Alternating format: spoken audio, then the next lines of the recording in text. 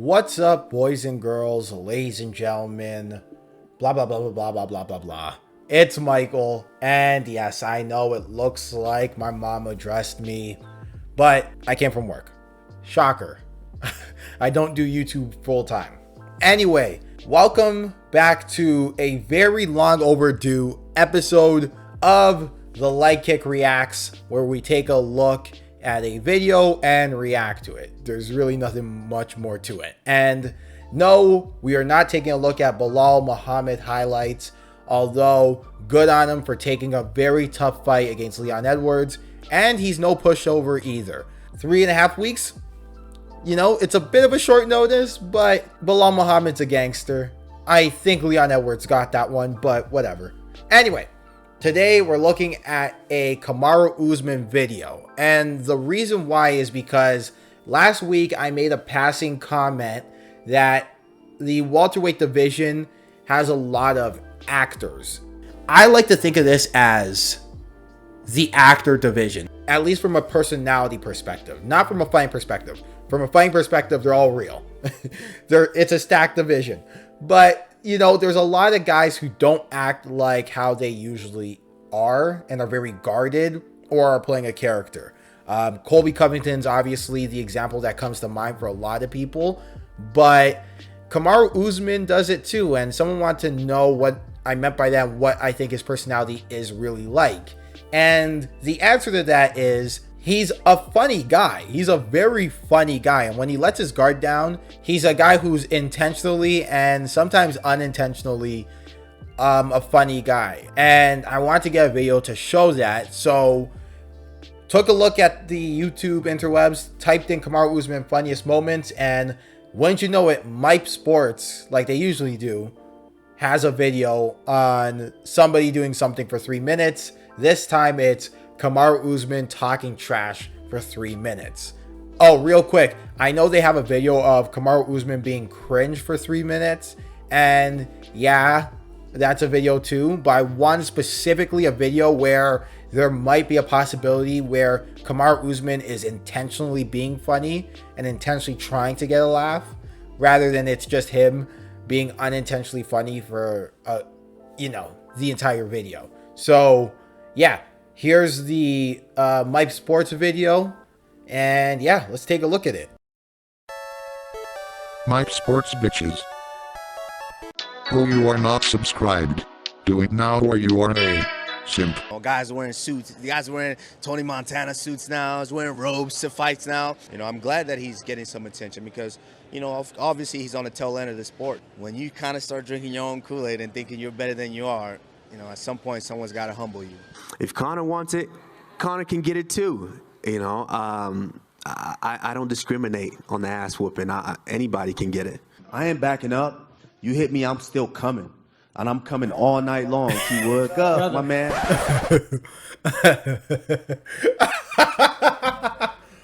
Man, let me pause it there. They should have included the Tyrone Woodley, because right after that, Tyrone Woodley goes, brother, no. Listen, young man, you know what? I'm older than you. Congratulations. Young man, congratulations. You made it here. You know, you get to be up here with your favorite fighters. You know, maybe after this, we can all sign something for you so you can take home to your family, okay? I want you guys to hear every blow. I want you guys to hear, once I take him down, every punch, every elbow, every ground and pound strike I throw. I want you guys to hear him squeal like the pig that he is. You want that Game Bread fight? The who? Game Bread, Jorge Masvidal? Who's that? Let me pause it there, man. For a while, he was doing that who kind of thing. And you know what? I will say, if he had a little more fan pull, this would have been a bit of a meme. Also, you can tell that Kamaru Usman's a bit of a fashionista. Is that the right word to say? He's a fashion nerd. He does kind of come correct when it comes to the fashion game. You know, he wears, I think there's like a video or a picture of him with like showing up to the weigh-ins in I think Versace pants and a Gucci belt. So, you know, he cares. He comes correct when it comes to the fashion game. The reason why I said that is the suit is looking rather dapper in this instance here. right after a fight of the year with Colby Covington too. There you go. I mean, you know, let's be honest. There's a lot of guys that are more deserving. Just look down. It's a good boy. We only talk on Twitter. We don't talk in person. We talk on Twitter. So just look down. Yeah, talk to everybody else. Hey, you weren't talking all this trash backstage just now, were you? You acting real tough out here in front of the media. Everybody know you fake. You're not about that life. Talk tough up here, but you know I will finish you. Yeah, you make your hand gestures. Do something. Do something. Do something.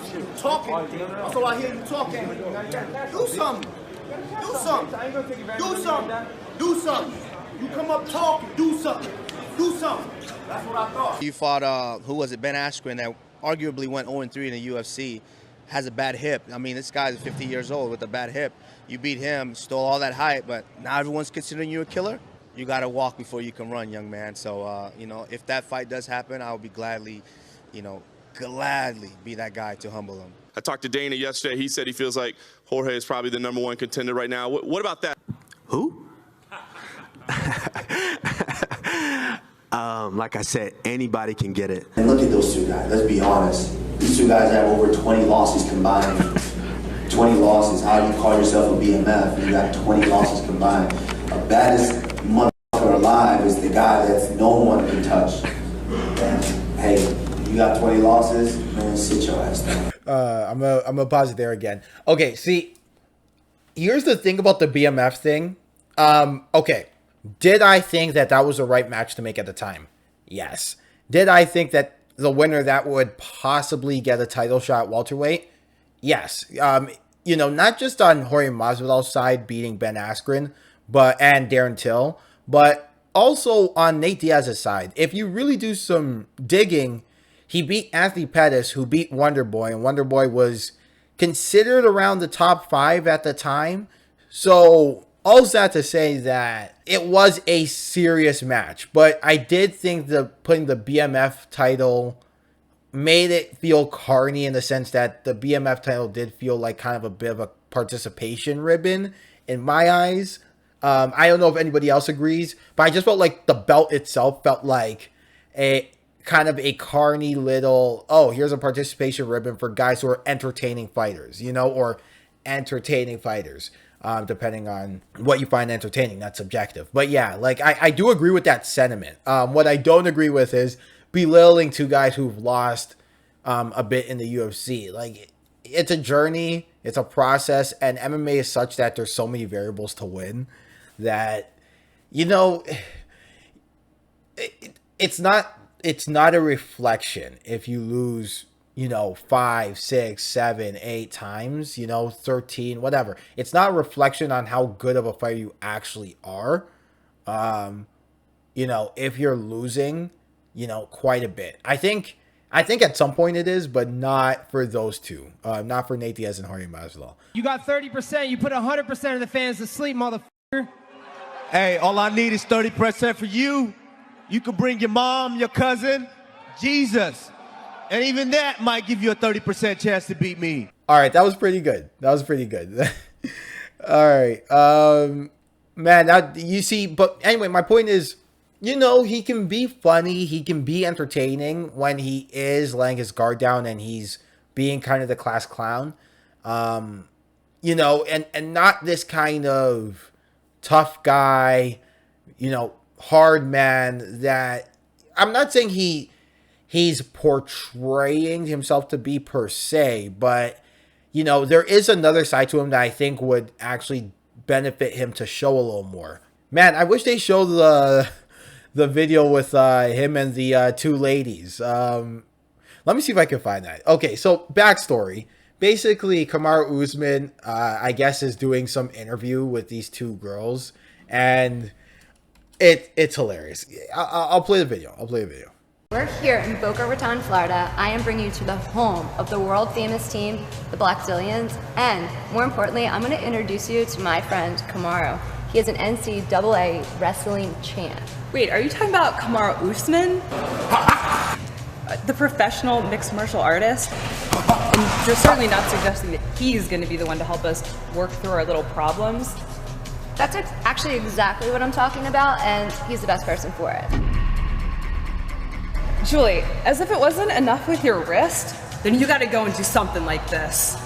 And totally redeem yourself. Hello, ladies. As I can tell, you guys definitely need some discipline, and I think I'm the perfect person to teach you guys that. Friend. Are we still friends? Are we still? You're so perfect. See, you get the heat of the moment, you just want to finish. I think we found a new way to make decisions. I like it, up top. I agree. Next time you guys have a problem, you guys can settle it. Just get the buzz. Yeah, I think we know who to call. All right. Like, do you see my point? Clearly, he knew it wasn't going to be the greatest produced thing in the world, and he wasn't going to come off looking like some alpha male, but he did it anyway, and it was pretty funny for as campy as it was. So I think the point is that when Kamaru Usman wants to be, he can be a pretty funny guy. But yeah, I'm not gonna harp on the point too long.